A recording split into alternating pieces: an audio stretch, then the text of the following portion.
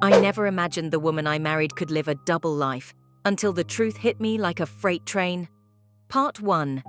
The Perfect Mask. I remember it like it was yesterday, the first time I saw Emily. It was a chilly autumn morning in the city, the kind of day when the wind sneaks through every crack and the leaves scatter like forgotten memories. I was running late for work, dragging my feet toward the corner coffee shop for my usual cup of black coffee, when I saw her, sitting by the window, wrapped in a crimson scarf, laughing with her friends. Her laughter wasn't loud or obnoxious. It was warm, contagious, like sunlight piercing through a cloudy sky. I stopped for a moment, mesmerized. There was something about her, a spark, a light that felt almost magnetic. She caught my glance, smiled briefly, and then returned to her conversation. That small exchange stuck with me all day. Days turned into weeks, and I found every excuse to go back to that coffee shop, hoping to see her again. Fate, it seemed, was smiling at me because we bumped into each other one rainy afternoon when we both reached for the same book at a bookstore. That's how it started. Casual conversations, coffee dates, late-night talks that stretched until the sun rose. We connected in a way I hadn't with anyone else, easy, effortless, and intoxicating. Emily was bright, witty, and had a depth to her that I was drawn to like a moth to a flame.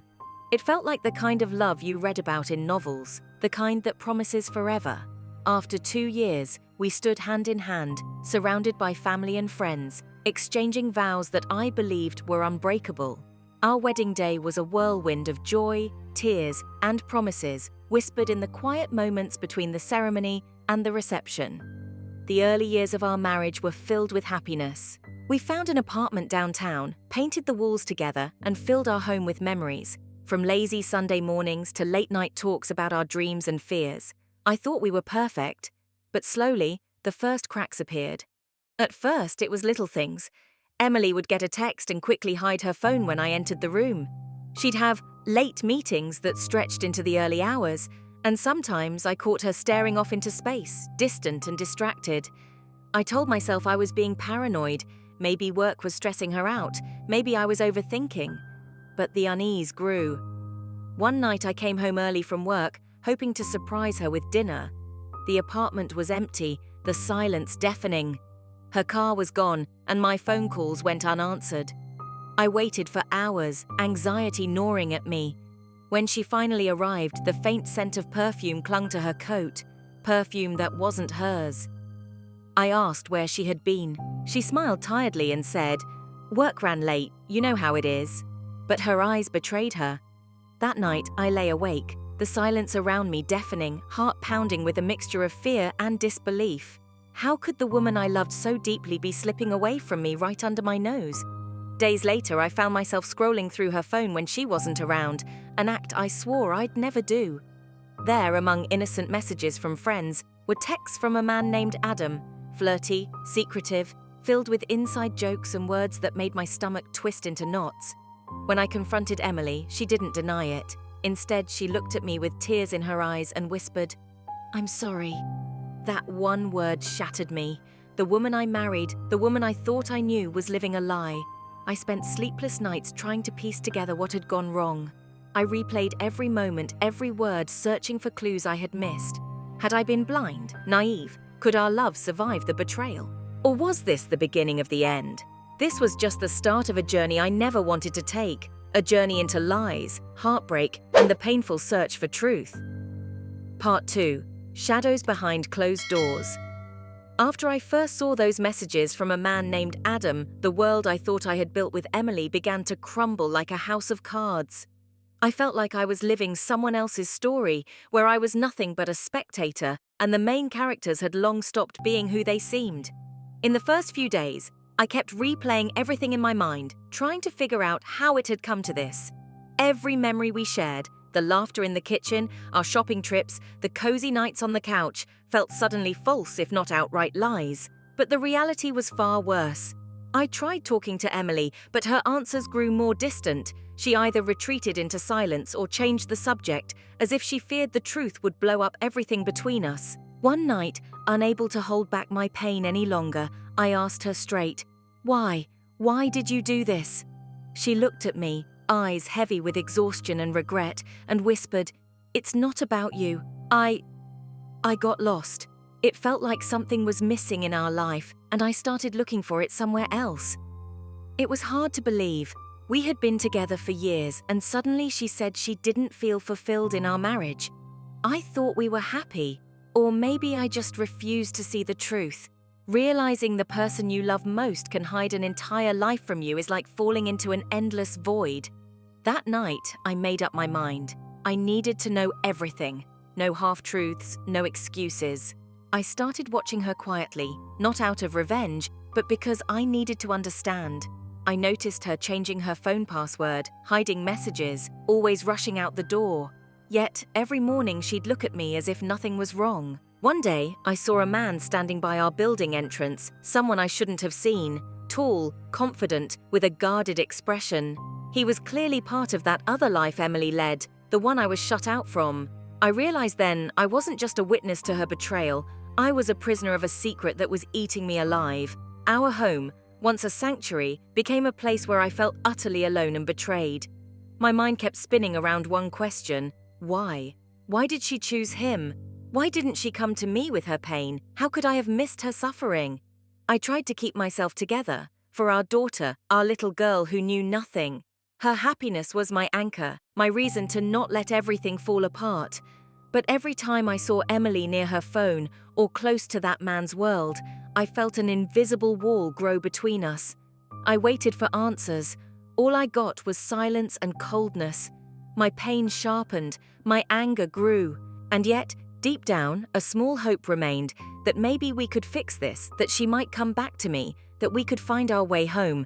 But to do that, we had to face the truth, no matter how ugly and shattering it was. Part 3. The Unraveling. After that night, everything changed between us. The fragile balance of our marriage shattered, leaving behind sharp edges that cut deep. I tried to act normal, to keep pretending like nothing had happened, for Emily's sake, for our daughter's sake, but inside, I was breaking apart. Every day felt like walking on thin ice, afraid that the slightest move would send me crashing into cold water. I watched her closely, noticing every little thing, how she smiled less, how her eyes avoided mine, how she sometimes hesitated before answering. One afternoon I found a note slipped under the door. It wasn't meant for me, but there it was, plain as day. Emily's handwriting, hurried and messy. I don't know how much longer I can do this. I'm torn between what I want and what I should do. I wish things were different, but I'm lost. Reading those words, I felt like the ground was shifting beneath me. She was lost, just like she said. But in what? And where was I in all of this? That evening, I tried to talk to her again. I told her I wanted to understand, to help her find her way back if she was willing.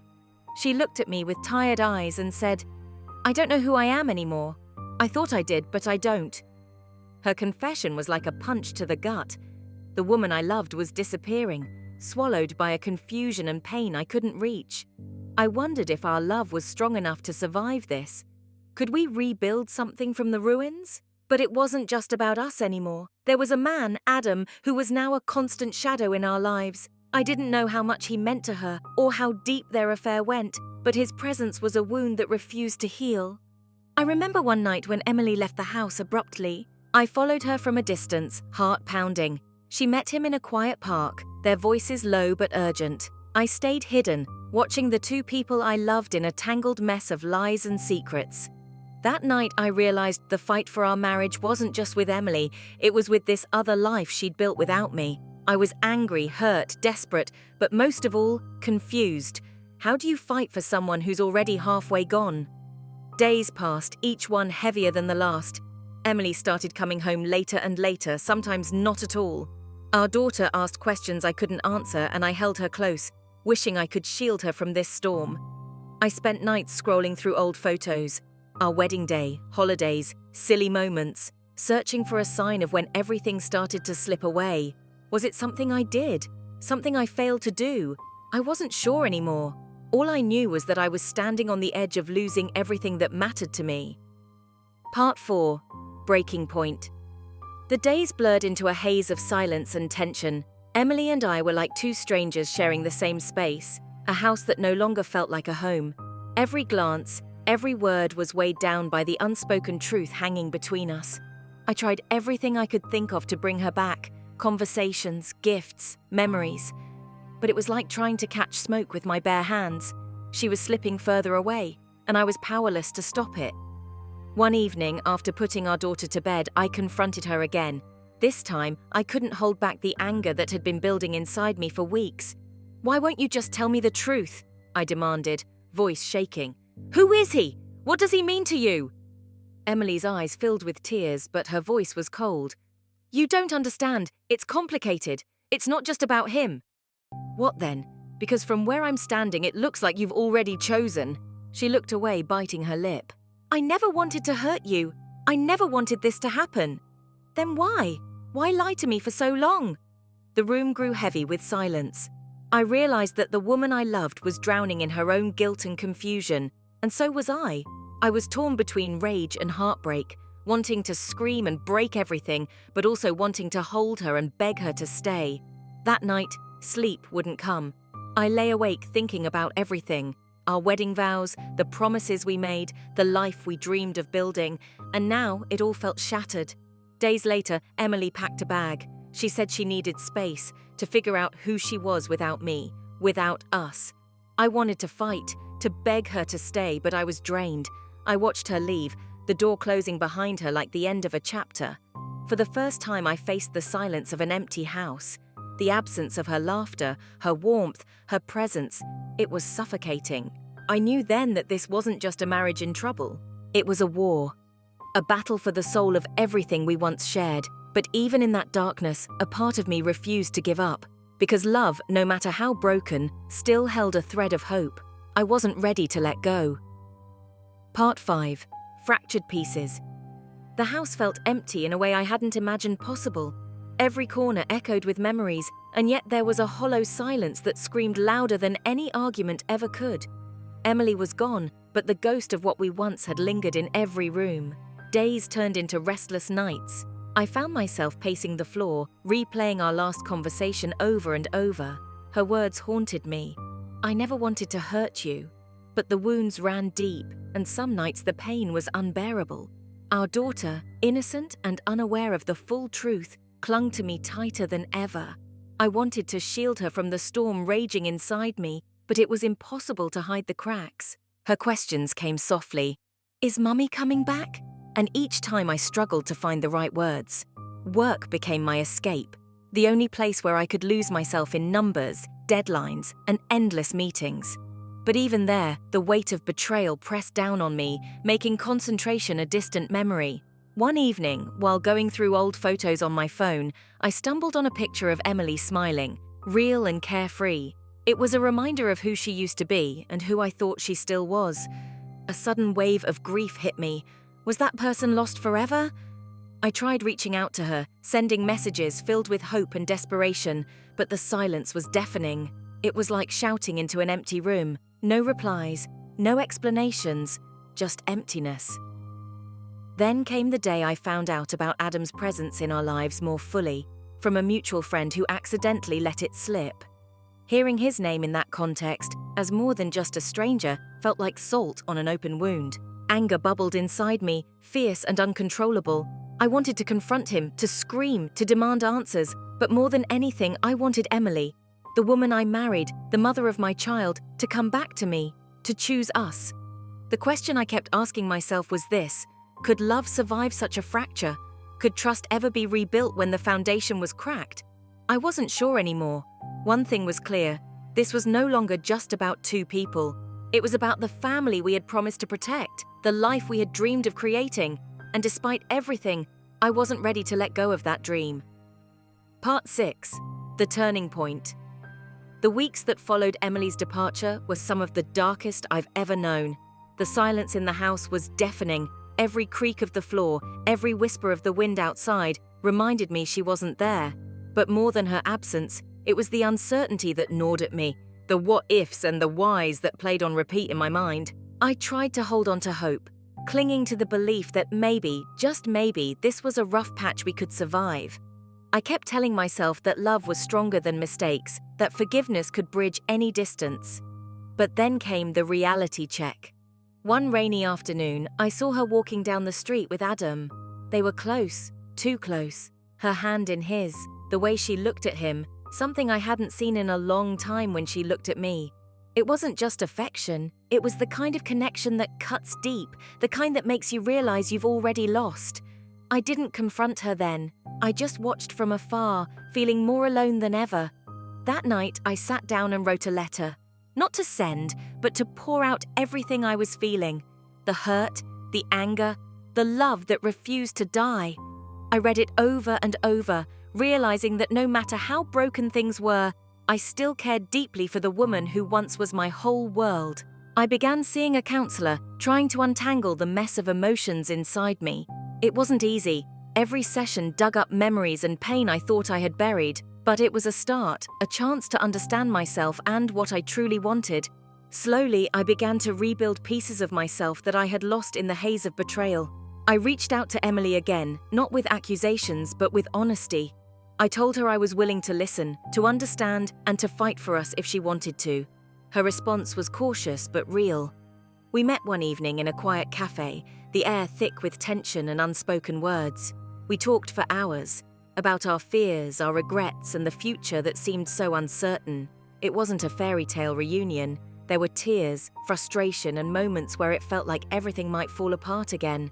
But there was also a flicker of something precious, hope. For the first time in months, I dared to believe that maybe love could heal even the deepest wounds. Part 7. The Fragile Hope. After that night at the cafe, something shifted between us.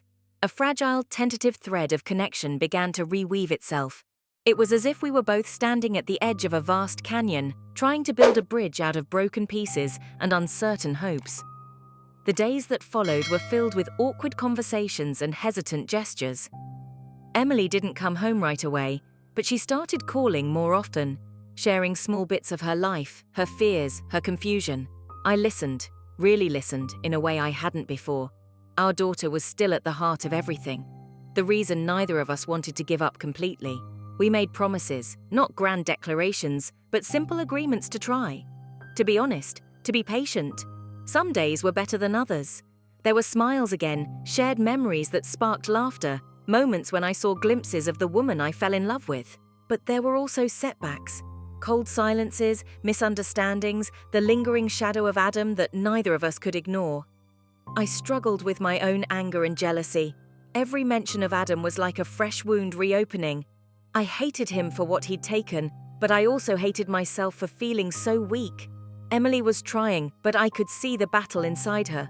The guilt, the doubt, the fear of losing not just me, but herself. One night after putting our daughter to bed, we sat down together and talked for hours. No accusations, no defenses, just two people trying to find a way through the wreckage. She told me about the loneliness she'd felt, the moments when she questioned if she was still the woman I married. I told her about the nights I lay awake, haunted by the thought of losing her forever. It wasn't easy, but it was real. We began couples therapy, facing the pain head-on with the help of someone who could guide us through the darkness. It was exhausting, painful, and sometimes seemed impossible. But for the first time, I felt like we were moving forward. I knew the road ahead would be long and uncertain. Trust, once broken, isn't something you rebuild overnight. It's a slow, delicate process, one step at a time. Yet, despite everything, a small voice inside me whispered that maybe, just maybe, love could survive. Part 8. Redemption or Goodbye. The months that followed were some of the hardest I'd ever faced. Rebuilding what was broken wasn't a simple patchwork job. It was a full-scale renovation of our hearts, our trust, and our understanding of each other. Therapy sessions were raw and brutal. We unearthed buried resentment, confronted painful truths, and learned to listen without judgment. Sometimes it felt like we were pulling each other deeper into the storm, but slowly cracks began to mend. Emily and I learned the hardest lesson of all. Love isn't just about the good times. It's about fighting through the darkest moments, being vulnerable and choosing each other every day, even when it hurts. There were setbacks, moments when the past threatened to swallow us whole. I caught myself slipping into bitterness. She wrestled with guilt. But instead of pushing each other away, we started leaning into the pain, the confusion, the fear. One evening, as the sun set outside our small apartment, Emily took my hand and looked me in the eyes. "I want to try. Not because I'm perfect, but because I love you, and I want to find our way back." Her words were a lifeline, a promise that despite everything, there was still hope. We weren't naive. We knew the scars would remain, reminders of the battles we fought. But scars, we learned, can be symbols of survival and strength. In time, the distance between us shrank. Laughter returned to our home. Small acts of kindness replaced suspicion, and the fragile trust we once thought lost began to bloom again. Our daughter noticed the change, the warmth between us, the peace that slowly settled in. It wasn't a perfect ending. Life rarely is, but it was real. I learned that love can break you, but it can also rebuild you, stronger, wiser, and more compassionate. And maybe that's the real meaning of forgiveness.